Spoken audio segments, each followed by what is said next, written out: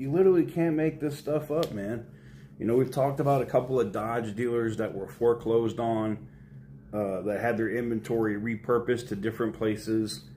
And, you know, yesterday we talked about one Ford dealer that went bankrupt where corporate actually stepped in to reallocate or remove around that inventory, and that customers were royally screwed on trade-ins.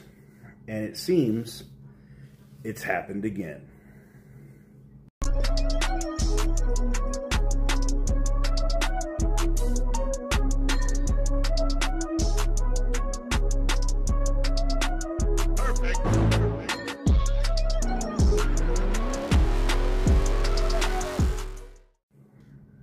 Now, this happens with all brands, but, you know, and I know a lot of people think that, you know, Dodge gets a beating right now for all of the scumbag activity that goes on at their dealerships, but long before Dodge was doing that, Ford dealerships were doing that, especially in the state of Florida, and that's what we're talking about today. So, you know, back in the day, I'll give you one example. There was a Ford dealership called Terry Taylor Ford, and they did so much fraud, bad behavior, scumbag activity that they had to rebrand the dealership, have corporate get involved, cut Terry Taylor out of the business, and rename it Gary Yeoman's Ford. Now, I know a lot of you guys might go like, oh, I've heard of that before. They're all over the place in Florida. Yeah.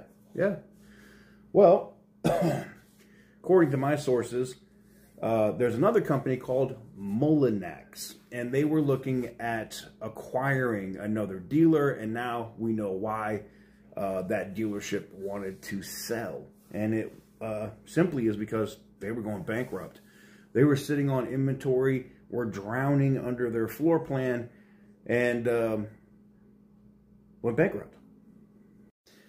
So in a situation like this, what happens? Well, evidently, and this is something I didn't know about Ford, evidently Ford will literally come in, take over that dealership, figure out what inventory they can move to other dealers, do whatever, or try to revive that dealership if it's valuable and, you know, assign it or give it to somebody else. And I don't know what they're going to do in this situation, but we got emails in from 2 different customers from the dealership that had traded in their old F-150s toward new F-150s. And the only customer out of the two, there's 2 customers, the only one that got taken care of was the one that went through Ford Credit. The person that was going through Santander, which, you know what that means, they probably didn't have great credit anyway, they're stuck. They're paying for both trucks, and the dealership already resold that older F-150. Now that new customer is screwed because they have financing or whatever on that vehicle, and they don't have a title. So eventually that paper tag or that temporary tag is going to run out. Maybe the dealership issues them another one, which would be illegal. They're screwed. And the customer is screwed because they're still making payments on that vehicle through Santander and has another truck with now Santander. Now, the customer that had Ford Motor Credit, that is the only benefit if you're buying from Ford, if you go through Ford Motor Credit. If something like this was to happen, you know, they can get you kind of taken care of. It's just so crazy to see the downfall of these dealerships now. And, you know, and then it's like a last-ditch effort, like, F it, let's just sell it. Let's sell the dealership, see if we can get some dumbass or an auto group to buy us out, and then, you know, we can just avoid all of these repercussions. And unfortunately, it didn't work. So what do you guys think about Ford dealerships getting caught with their pants down? And it's crazy because Ford doesn't have an excuse, right? Ford still has a V8 Mustang. They have the Dark Horse, the regular 5.0 Mustang, the performance package. I don't know. Are they still doing the GT5? I mean, they have muscle cars that you can still buy. They have trucks. I don't understand. I mean, maybe the quality and the vehicles have gone to crap over there. I don't know. But I thought for sure when Dodge had no more V8s for sale, but here's the thing.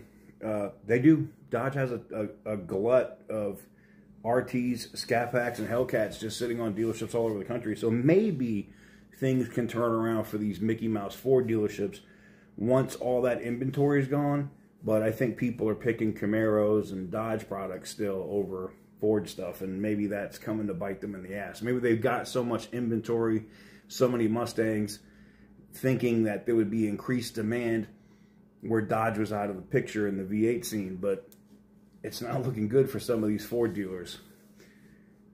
And I don't think it's going to get better anytime soon. Until interest rates come back to normal, inflation cuts out at least by half, I just don't see it. I think we're going to see more and more of these dealerships. Not just Ford, but you're going to see Dodge, Chevy, maybe even a few Cadillacs. Who knows? Let me know what you guys think in the comment section down below. Give the video a big thumbs up if you like what I do, and hit the subscribe button if you haven't already.